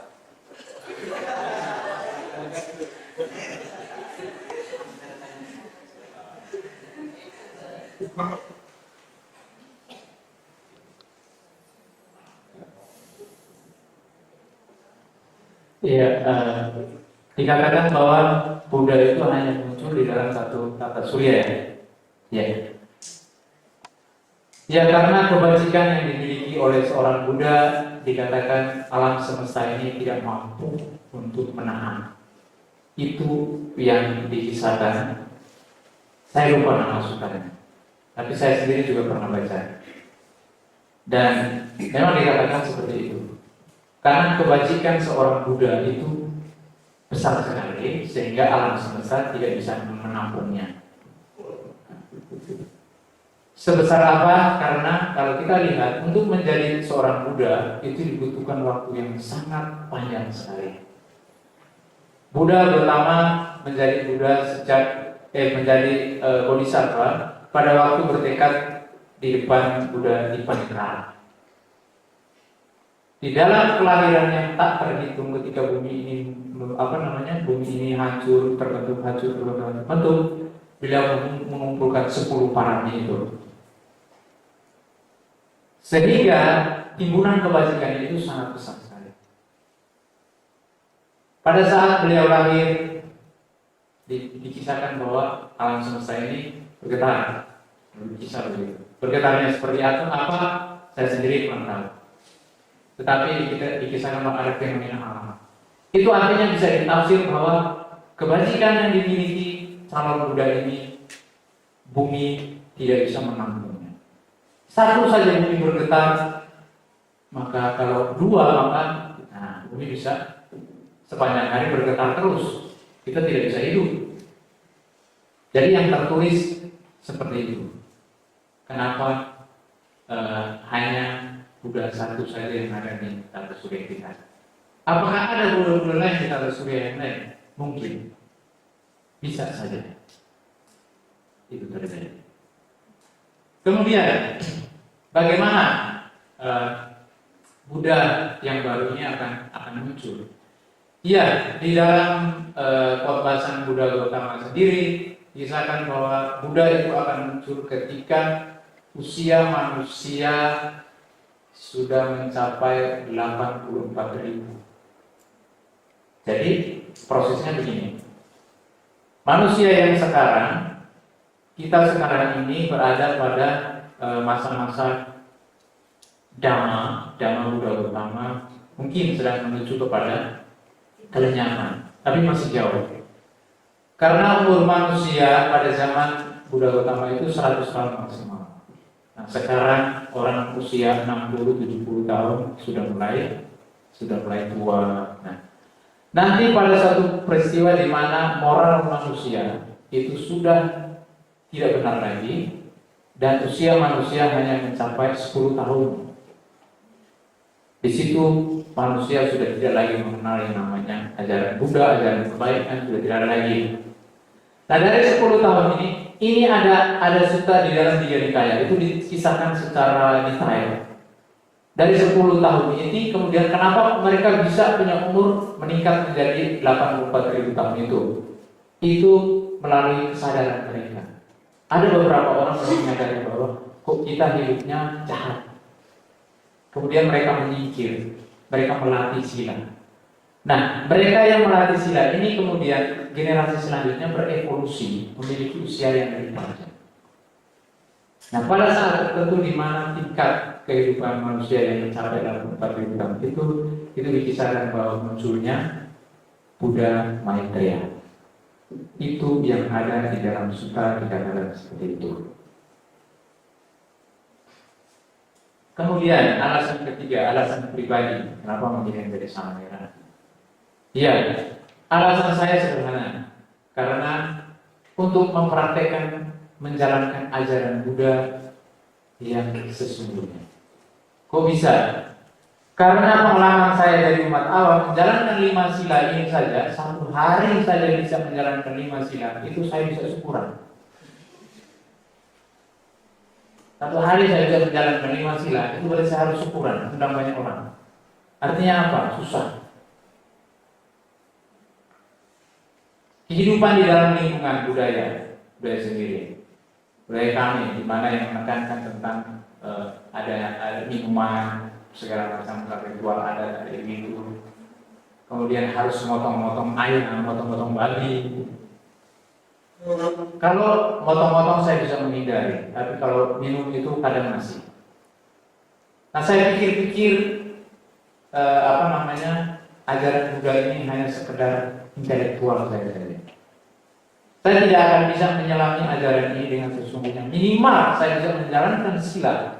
Itu sudah bagi saya sudah menyerap, membuktikan ajaran Buddha. Dan saya pikir tidak ada cara lain untuk bisa menyelamatkan saya. Karena ketika saya berada di Semarang tetap saja susah. Apalagi ketika saya tinggal ke Flores, di sana saya tinggal di sana, itu makin sulit lagi. Saya pindah lagi di Sumba, itu juga sama saja. Nah ketika di Sumba, saya berdiskusi dengan teman saya yang ada di Semarang. Saya pikir saya harus ke Semarang, di mana tempat saya bertemu dengan ajaran Buddha dan di mana tempat saya bertekad untuk melepaskan kehidupan dunia ini. Dan tahun 2013 saya diharus dari Samanera bersama Samanera Mas Bio di Wihara Batu Gong Semarang. Jadi alasannya itu. Saya mau menjalankan sila biar benar hidupnya. Itu yang pertama. Kemudian yang kedua, alasannya tentunya mau bebas dari stres, mau bebas dari duka seperti yang dikatakan oleh Sang Buddha. Setiap makhluk ingin bebas dari duka. Nah, dengan menjalankan sila, menjalankan bawana secara rutin, belajar Buddhis secara rutin, otomatis kebahagiaan. Jadi Samanera itu membahagiakan. Kalau nggak percaya, silakan jadi Samanera. Promosi dari Samanera. Gitu. Baiklah, terima kasih kepada Samanera. Ya, masih ada lagi? Ada satu lagi, silakan. Oh iya. Mujizat. Ya. Kalau mujizat itu ada sebuah cerita dan zamannya Sang Buddha ya. Itu ada seorang pertapa, waktu itu lihat Sang Buddha. Dia jalan-jalan di atas air di pertapanya. Dia mau show off. Jalan di atas sungai sebelah, jalan ke sana. Ada Sang Buddha di situ. Jalan lagi ke sini, jalan lagi ke sana. Nah, kemudian Sang Buddha tanya, kamu bisa jalan-jalan di atas air ini belajar berapa tahun? 20 tahun. Sang Buddha mengatakan 20 tahun. Coba kalau selama 20 tahun itu kamu membuat rakit, berapa banyak rakit yang kamu berbuat, kamu hasilkan, dan berapa banyak orang yang bisa kamu seberangkan. Si orang itu kemudian karena malu kemudian dia berdiri, meninggalkan Sang Buddha. Artinya apa? Kita itu terkesima pada mujizat, pada peristiwa-peristiwa yang di luar nalar kita, dan kita menganggap itu sangat spesial. Tapi kalau kita melihat esensinya, sejauh manakah esensi itu berpengaruh terhadap diri kita?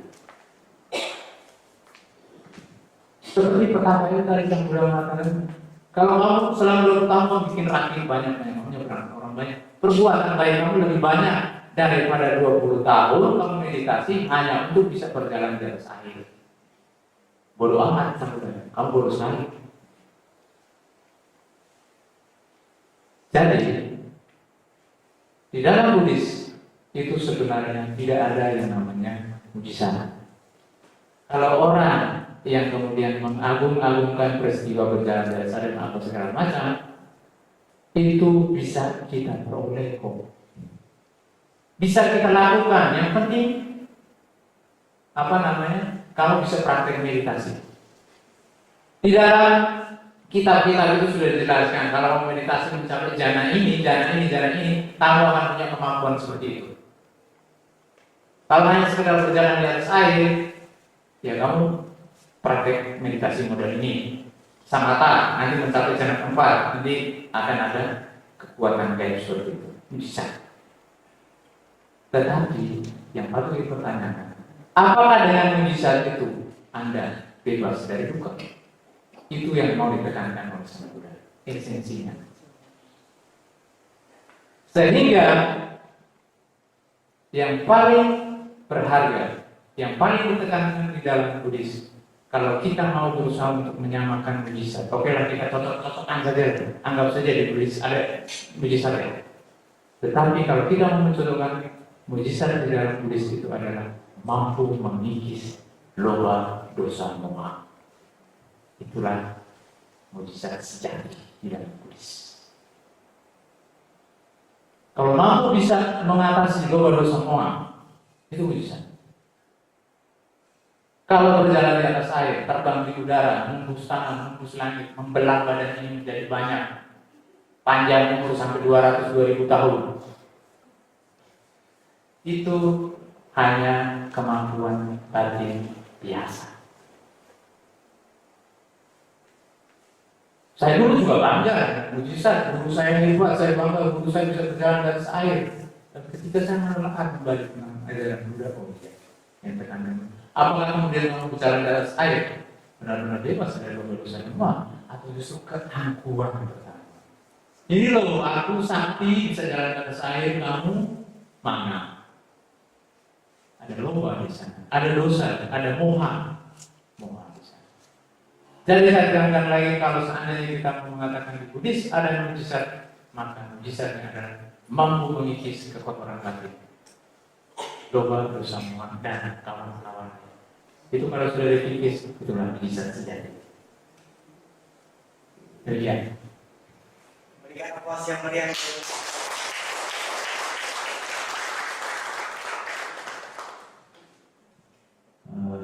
Dari tadi saya lihat waktu udah mungkin lebih 5 menit. Masih semangat? Masih ada lagi yang mau bertanya? Nanti sama Mera juga langsung pulang nih. Langsung pulang aja di Budo. Jadi wah. Tapi tidak apa-apa ya sama Mera kalau masih mau ada yang bertanya. Oke, silakan. Yang mau silakan yang mau bertanya lagi. Yang sama Mera masih memberikan kesempatan. Ayo, silakan. Mungkin sebagai penutup satu pertanyaan. Ya, silakan. Pak Lili.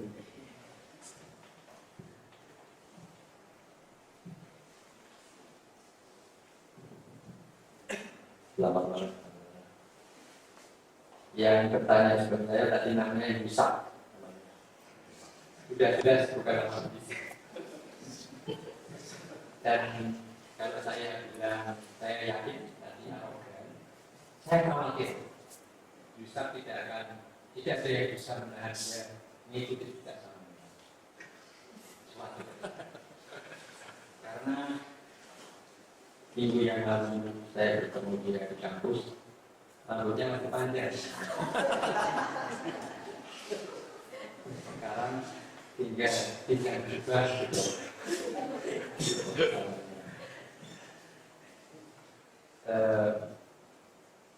Tadi sama Lera sangat luar biasa dan menjelaskan tentang Buddhisme di Australia, UK, juga US.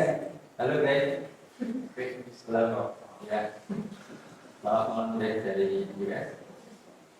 Tapi ada yang belum dijelaskan bersama Mira, bagaimana kondisi lahan tukang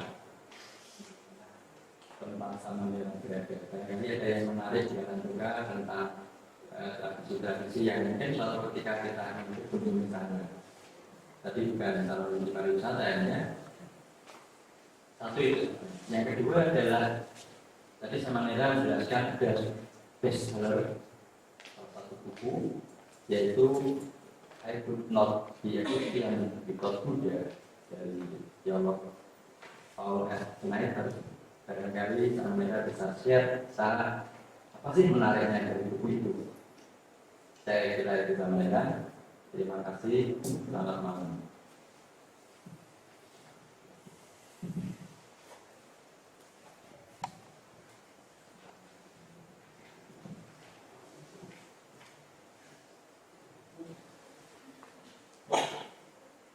Ya, kondisi yang ada di Larang Tuka, umat Buddhanya cuma satu.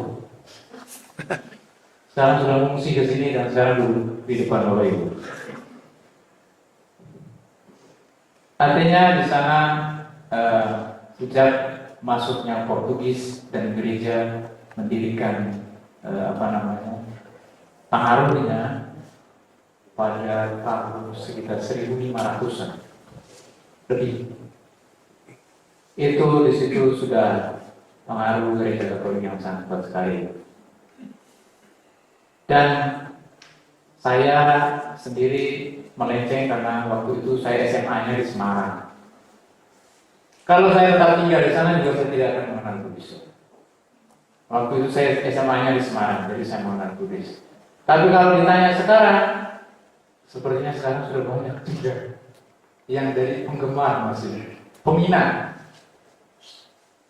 Karena ketika saya ke sana itu saya bawa buku-buku Buddhis banyak sekali. Dan saya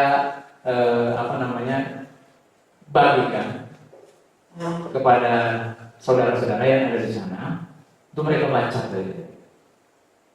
Dan dari situ mereka mengerti. Bahkan satu sahabat saya yang pada waktu itu mengatakan, kenapa kok saya baru tahu Buddhis sekarang? Andaikan dari dulu saya tahu, saya sudah jadi biku katanya. Kenapa kok dia tidak bisa? Karena dia sudah punya anak dua. Mau istri anak siapa yang kasih makan? Dan ketika saya pakai jubah, saya dari Samanera, saya kirim foto saya ke dia menitikkan air mata. Dia bilang apa? Saya bercita-cita karena kamu memiliki cara mengambil jalan Bapak cinta. Dan sampai sekarang dia seorang Katolik dan pengurus gereja. Tetapi sudah mengetahui Buddhis. Dan harapannya dia supaya adanya center meditasi bisa dibangun. Saya bilang, ya kita lihat saja. Kalau karena baik dan kondisi-kondisi lain tentunya mendukung. Kemudian ketika saya dari Samanera juga saya kirim buku-buku tentang Buddhis. Mulai dari yang ringan-ringan, kemudian yang sulit. Akhirnya saudara saya yang menolak saya untuk menjadi Samanera justru sangat mendukung. Dan dia minta saya supaya kirim foto saya yang pakai jubah, kalau bisa dicetak besar katanya, dipajang di rumah. Saya bilang, kamu buat apa foto itu? Saya mau dipelet. Tidak, saya bangga karena adik saya bisa jadi seorang Samanera. Apalagi nanti bisa jadi biku katanya. Kok bisa bangga? Kamu tidak mau dicaci maki sama keluarga? Saya bilang tidak. Justru saya merasa bangga karena ajaran ini yang sesuai. Maksudnya, walaupun saya tetap sebagai seorang Katolik, saya tidak akan pindah agama, tapi saya menghargai pilihan hidup. Dan saya pikir pengaruh Buddhis ini bisa lebih baik di Flores dengan pengaruh dalam hal khususnya dalam hal meditasinya. Karena mereka mengakui bahwa ada kekeringan sebenarnya spiritual. Seperti yang saya alami awal-awal saya mencari Buddhis itu kan ada kekeringan spiritual. Kalau peristiwa yang terjadi di Flores khususnya Larang Tuka itu setiap namanya Jumat Agung. Itu kalau pernah nonton televisi baca Quran itu sangat populer. Perayaan Santa Tuan Ma, namanya Tuan Ma. Itu Bunda Maria atau Bunda Maria di keliling kota. Dan itu festival perayaannya tingkat dunia. Kalau mau mengikuti itu ya silakan ke sana. Mana lagi bisa memimpin. Tapi nanti kita pakai jubah itu sama merah begini. Nah, baru kita ikut rombongan gitu. Sebenarnya nyentrik juga ya. Ada juga berlomba Bunda Maria yang sorot kita yang disorot. Oh, ada biku yang terdampar di sini. Kemudian bukunya Paul F. Peter itu penggambaran sedikit tentang beliau, tentang penafsiran kembali tentang Injil itu sendiri. Artinya ketika gereja hanya melihat sesuatu doktrin yang mengukuhkan, menganggap bahwa di dalam gereja yang paling benar, ketika mereka si Paul Peter yang belajar Buddhis membuka ada kebenaran lain di luar Buddhis sendiri. Sang Buddha juga mengatakan bahwa ajaran saya bukan satu-satunya, masih banyak ajaran lain. Bahkan Sang Buddha sendiri membagi ada 3 kategori manusia. Yang pertama, pelestari kebenaran, yaitu kita. Yang kedua, pencapai kebenaran. Dan yang ketiga, penembus kebenaran. Seseorang yang berada pada tataran pelestari kebenaran, hendaknya dia berpikir bahwa ajaran saya, menurut keyakinan saya demikian. Bukan mengatakan keyakinan saya paling benar, keyakinan itu salah. Tidak, keyakinan saya demikian. Kalau kamu mau, silakan. Tapi kalau tidak, ya. Artinya yang ditekankan di situ bahwa suatu doktrin yang kaku itu, karena di gereja ini menekankan seperti itu. Tidak ada keselamatan lain di luar gereja. Ada yang mengatakan itu. Kemudian yang lain tafsir tentang, ada salah satu ayat yang saya baca itu, serigala mempunyai liang, burung mempunyai sarang, anak manusia tidak mempunyai tempat untuk meletakkan kepalanya. Itu artinya bagaimana dikatakan bahwa kita yang menjalani kehidupan spiritual itu hendaknya melepaskan kepemilikan. Apa yang dimaksud dengan kepemilikan di situ? Sesuatu yang menjadi ikatan kita, kemelekatan. Kemelekatan yang kita miliki itu harus dilepas apabila mau mengikuti guru-guru spiritual seperti Yesus, Buddha dan lainnya. Nah, tafsir-tafsir seperti itulah yang kemudian membuka cakrawala seorang Buddha dan lain-lain sebagainya. Yang lain saya sendiri tidak hafal. Nanti bukunya saya fotokopi, saya kasih Pak Lili. Nanti dalam kelas berikutnya Pak Lili yang berbicara untuk membedah buku yang mau itu yang yang dikatakan bukunya tebal. Saya juga belum baca semua, tetapi yang saya tangkap itu, kemudian istrinya dia adalah seorang, kemudian dia menikahi seorang gadis Vietnam yang adalah Buddhis. Jadi, dan itu sebelum dia menikahi gadis ini, dia sudah tahu banyak Buddhis.